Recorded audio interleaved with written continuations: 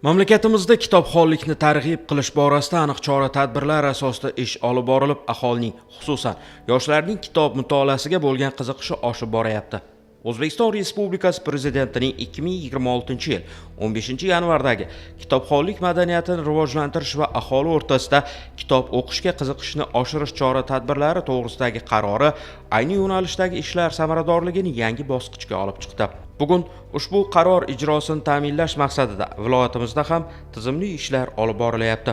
Bu borada joylarda o'tkazilayotgan turli ma'naviy-ma'rifiy tadbirlar aholi vakillarining, yoshlarning kitob mutolaasiga bo'lgan qiziqishini oshirmoqda.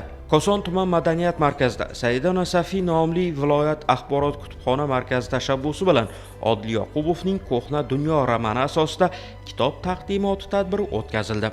Bugun Koson tumanida kitobxon rahbar nomli taqdimotimiz bo'lib o'tdi. Bu loyihadan maqsad shu aholi o'rtasida, tashkilotlarda xodimlar, rahbarlar o'rtasida kitobxonlikni rivojlantirishdan iborat. Tadbirimizni dastlabki bugun soni bo'ldi.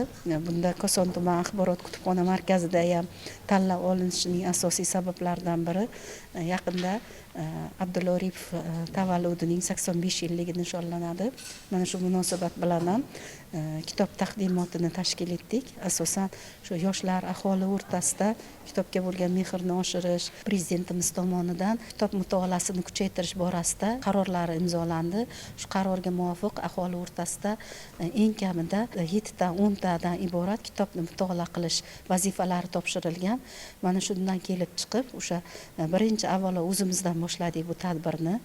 Har bir rahbar kitobxon bo'lishi kerak, har bir davlat xizmatchisi kitobxon bo'lishi kerak tamoyili asosida mana shu tadbir tashkil etildi.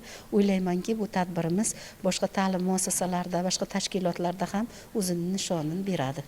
Aynan bu Odil Yoqubovning Ko'hna dunyo asarini tanlashimizdan maqsad o'sha tariximizni ildizlariga, shu shaxslariga, ma'rifatparvar shaxslariga va o'sha allomalarimizning hayotiga nazar solishdan iborat edi. Shuning uchun ham biz o'sha allomalarimiz, ma'rifatparvar shoirlarimiz, ma'rifatparvar adiblarimizni va o'sha buyuk shaxslarimizni hayotiga nazar tashlashdan boshladik.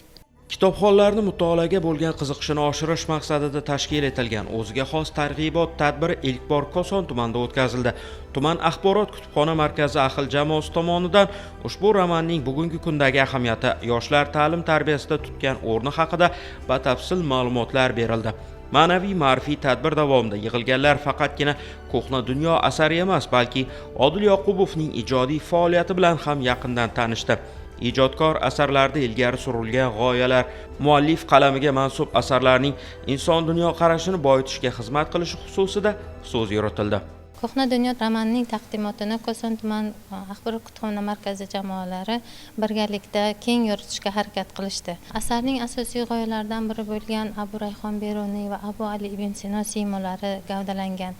Unda asarda ko'rsatib o'tilgani bo'yicha Mahmud G'aznaviyning tazyiqlari, tahqirlashlariga qaramasdan ikki alloma, ikki buyuk shaxs ilm qilishdan, ilm izlanishdan, ma'rifat izlanishdan to'xtamasdan o'z hayot yo'llarini, ilm yo'llarini kengaytirib borganlar. Bu Ko'hna dunyo tarixiy roman hisoblangani bilan hozirgi kunda targ'ib qilishimizdan asosiy maqsad yoshlarimizni ham mana shunday kitobxonlikka taklif etish, ilm izlanishdan, har qanday vaziyatda, har qanday muhitdan, sharoitdan kelib chiqib ilm izlanishdan to'xtamaslikka taklif qilib qolingan bu yerda. Bizning kutubxonamizda ham har juma kuni ma'rifat soati tashkil etilgan bo'lib, unda har juma kuni yillik reja, oylik reja, haftalik reja bo'yicha xodimlarimiz asarlarni, romanlarni o'zlari xohlagan qissalarni taqdimotini o'tkazib beradilar. Koson tuman axborot kutubxona markazimizning ijtimoiy tarmoqlari mavjud bo'lib, taqdimotlarimiz qo'yib boriladi. Ular Booktrailer, Booktuber asosida ham ijtimoiy tarmoqlarda yoritib boramiz. Eng faol kitobxon tanlovini tashkil qilganmiz.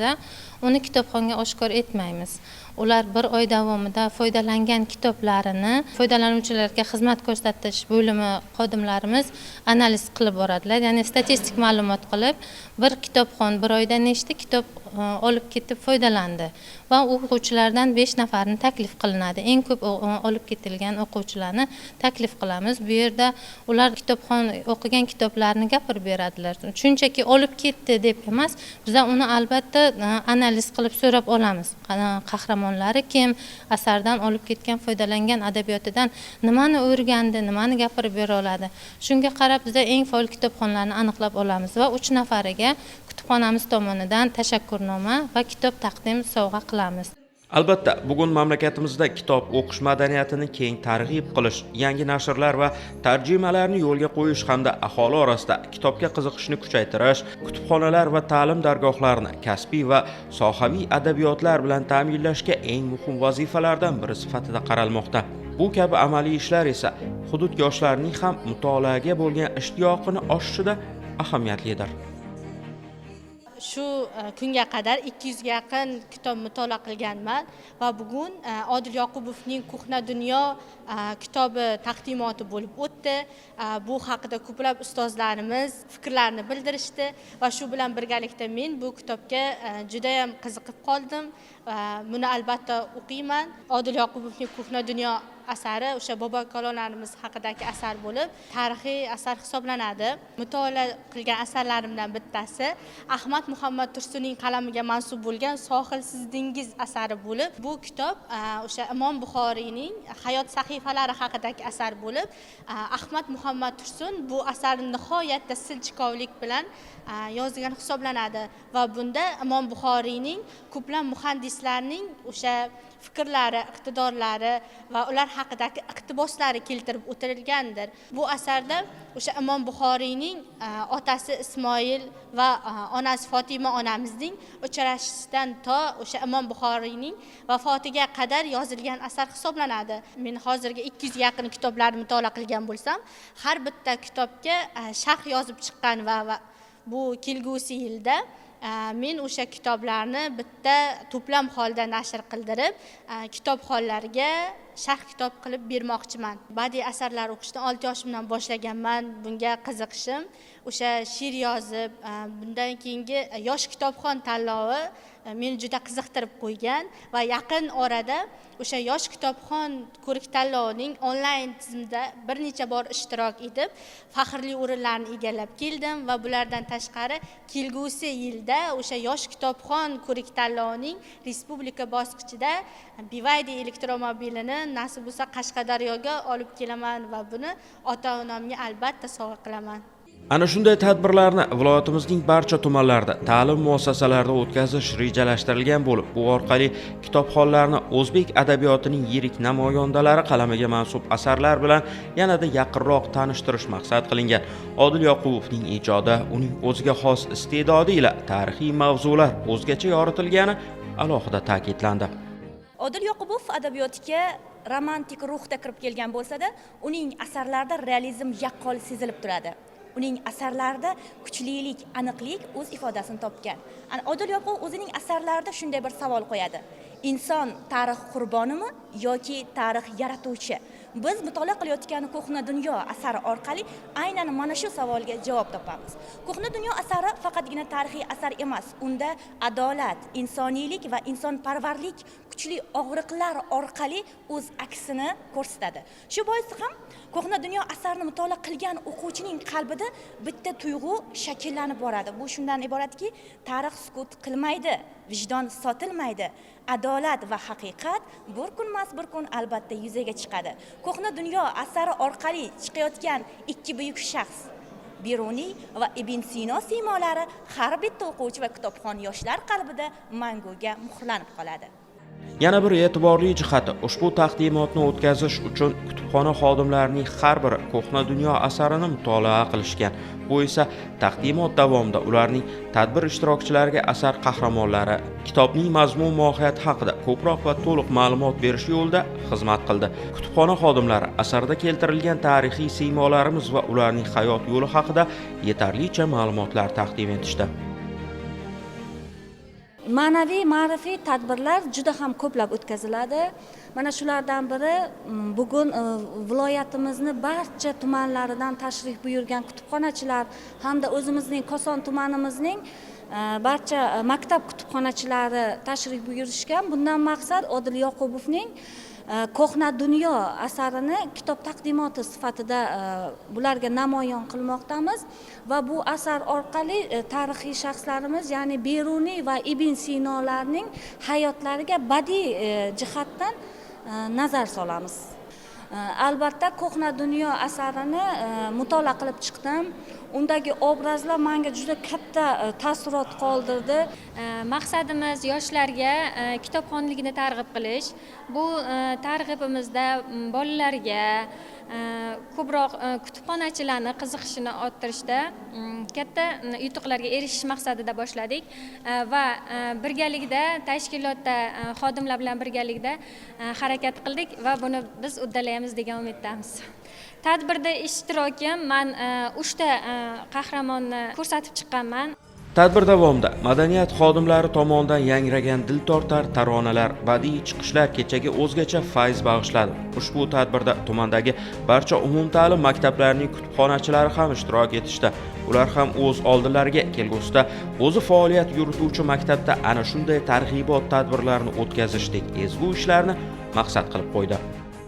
Bugun juda ham chiroyli katta tadbirga kelganmiz. Madaniyat markazida Odil Yoqubovning Ko'hna dunyo asarini taqdimot marosimiga kelganmiz. Bu yerda juda ham katta taassurotlarga ega bo'ldik. O'z maktablarimizga borib, xuddi shu kitobni tavsiya qilamiz o'qishga, mutolaa qilishga. Qiziqishim juda ham ortdi. O'zim o'qiganman, hozir yodimdan ancha ko'tarilgan ekan. Bugungi taqdimotdan keyin yanada qayta o'qib chiqishga juda qiziqishim ortdi. Buni borib maktabimda bo'lmas hududini to'liq maktablarda tavsiya qilaman. O'quvchilarimga, o'qituvchilarga tavsiya qilib, men ham shunaqa taqdimot o'tkazish niyatim bor. Taqdimot har bir kitobxonning Ko'hna dunyo asariga bo'lgan qiziqishini oshirib, tarixiy siymolar haqidagi bilimlarini yanada ortish yo'lida xizmat qildi. Shu kuni targ'ibot tadbiri ishtirokchilari tuman markazidagi Abdulla Oripov nomidagi kutubxona faoliyati bilan yaqindan tanishishdi. Koson tuman axborot kutubxona markazida ham kitobxonlikka juda katta e'tibor berilyapti. Kutubxonamizga 14 mingdan oshiq kitobxonlar, muntazam qatnaydigan kitobxonlar mavjud. Adabiyotlar har yili so'rovlar asosida bekam-ko'st ajratilib turibdi. Kitobxonlik borasida ham tumanimizda katta ishlar amalga oshirilyapti. Koson tumanining o'zidan 2 ta kitobxonimiz, biri Spark avtomobili bilan, biri Cobalt avtomobili bilan taqdirlandi. Bu ham kitobxonlikka berilayotgan e'tiborda katta bir nishonasi hisoblanadi. Kutubxonamizda mahallalar o'rtasida kitobxonlik o'tkazamiz. Maktablarning tadbirlari mana shu yerda o'tadi. Ayniqsa Abdulla Oripov izdoshlari nomli adabiy to'garakimiz bor. Bu yerda tumanimizda ijodkorlari, nuroniy ijodkorlar, yoshlar hammasi har oyda tadbirlar o'tkazib turiladi. Bularning hammasi o'sha kitobxonlikka bo'lgan e'tiborning bir natijasidir. Yoshlar o'rtasida 100 kitob g'oyasi amalga oshirilyapti. Bularning hammasi o'sha yoshlarimizni kelajakda ma'naviyatli inson bo'lishda yordam beradi. Xususan mana bugun ham o'sha viloyat axborot kutubxona markazi Nasafiy nomidagi uning tashabbusi bilan har bitta tumanda har oyda bitta adabiyotni, kitobni taqdimoti o'tkaziladi. Odil Yoqubovning tarixiy mavzuda yaratilgan Ko'hna dunyo asari, buyuk mutafakkirlarimiz o'sha Beruniy, Ibn Sinoni hayot yo'liga bag'ishlangan asarni bugun taqdimot o'tkazildi. Mana bu ham o'sha kitobga bo'lgan e'tiborni, o'sha tarix bilan duch kelish, tarixda ota-bobolarimizning yutuqlari, armonlari, intilishlari, ilmga bo'lgan qiziqishlarini mana bugun o'sha namoyon etildi. Kitob mutolaasining inson hayotida tutgan o'rni beqiyos. Kitob o'qish insonga yangi bilimlar olishi, dunyo qarashining kengayishi yo'lida asqotadi. Shu bois ana shunday ma'naviy ma'rifiy tadbirlarning bugungi kundagi o'rni va ahamiyati beqiyosdir.